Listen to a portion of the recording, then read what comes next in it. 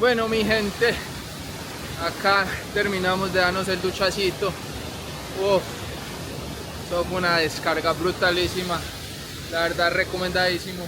Como ven, está delicioso el lugar. Vamos a continuar con nuestra aventura. Nos dirigimos ya hacia el parque para que nos cuenten más lo que es la historia del pueblo y lo que están acostumbrados a ver en este canal. Esto fue la Cascada de las Brujas en, ¿cómo es que se llama? En Argelia, Antioquia.